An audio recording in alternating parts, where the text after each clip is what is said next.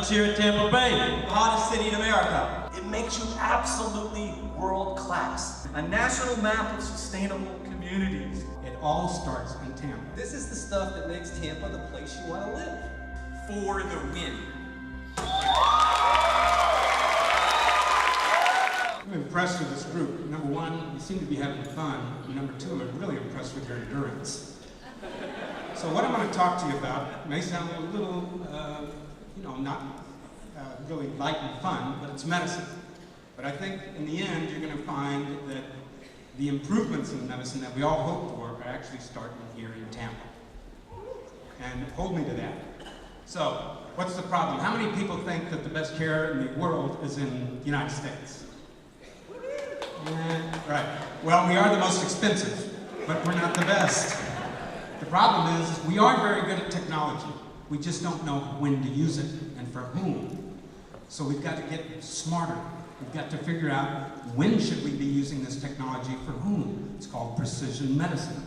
So how do we do that? We partner with patients. We ask if we can learn from them. Not just one patient at a time, but hundreds of thousands, if millions, so that we can figure out who should have what. So partnering with patients, we ask them a question.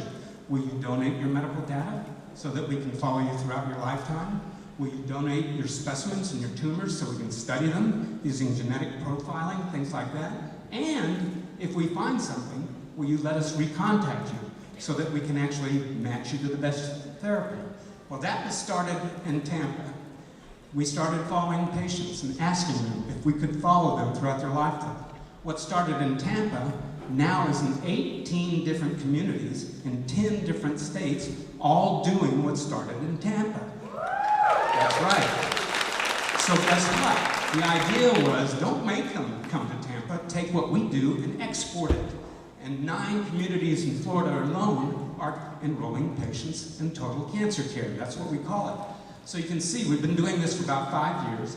100,000 patients have said, you may follow me throughout my lifetime and study me.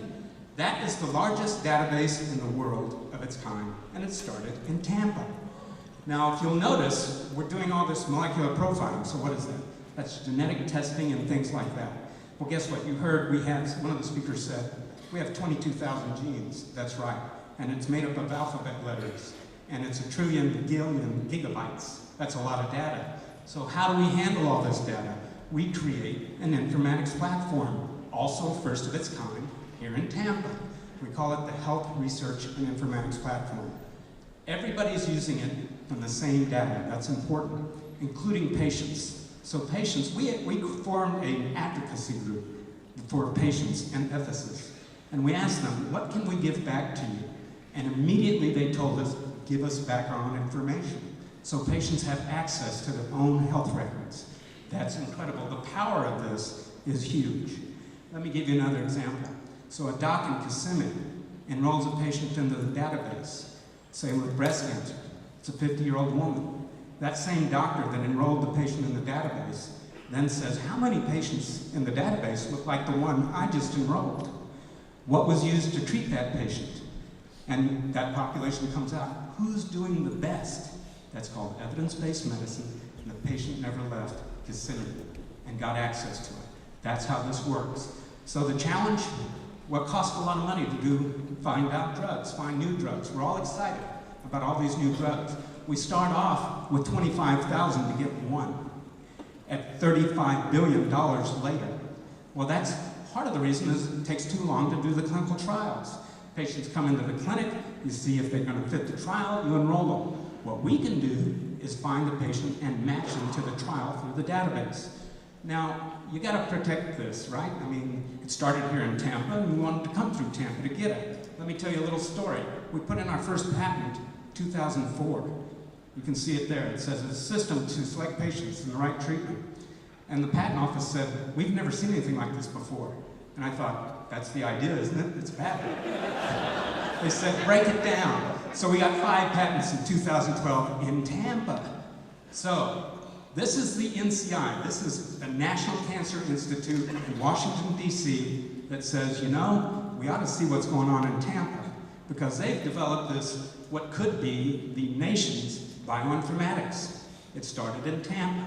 And maybe maybe we should start studying how they did it through Intugen, a company in Tampa, which is going global. So it started here in Tampa. Now, let me just tell you, 2010, Tampa was chosen, Moffitt, as the national leader in personalized medicine. Not Boston. I moved to Boston to get the award for Moffitt. And, as you saw, it all starts in Tampa. Tampa strong, that's how it happened. Thank you very much.